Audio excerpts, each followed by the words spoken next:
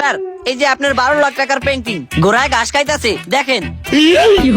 এবারে ঘোড়ায় ঘাস খাইতেছে, তাহলে পেন্টিং এর ভিতরে ঘাস কই? স্যার আপনি কি একটা মদন? ঘোড়ায় তো সব ঘাস খেয়ে ফেলেছে, এখন ঘাস আসবে কোথা থেকে? এবারে বুঝলাম ঘোড়ায় ঘাস খাইয়া লাইছে, তাহলে ঘোড়া কো? ঘোড়া দি দেখা যায় না। স্যার আপনি আসলে তো একটা মদন। ঘোড়ায় ঘাস খাওয়ার পরে ঘোড়া যখন পেট ভরে গেছে না, তখন তো ঘোড়া গেছে গা। ঘোড়া কি এনে হয়ে থাকবে না বইয়ে থাকবে? ওর মায়ের রে বাপ, এডি কোন জগতের প্রাণী? ঘোড়ায় ঘাস খাইয়া পেন্টিং এর ভিতরে কোন বাইরে এলো কেমনি? এবারে তুই কোন তোরের কাছে কোটি কোটি টাকার পেন্টিং বেচাইছো? তুই তো পেন্টিং এর মান ইজ্জতি খাইয়া লাইছো।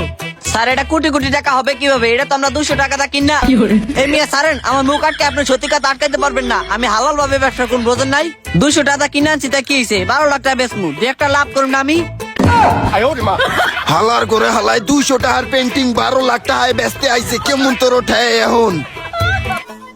এত একটা মাথার মধ্যে গোবরে ভরা, আল্লাহ বলতারে পিট দিতে পারাইছে কি নিগা? ঘোড়া ঘাস খেয়ে গেছে গা, তো কি হইছে? ওই পেন্টিং এর মধ্যে ঘাস জন্ম নিলে ঘোড়া আবার খাইবো। এলিয়েন হালার ঘরে হালা, বলদের ঘরে বলদ গো, কি করতে মন চায়?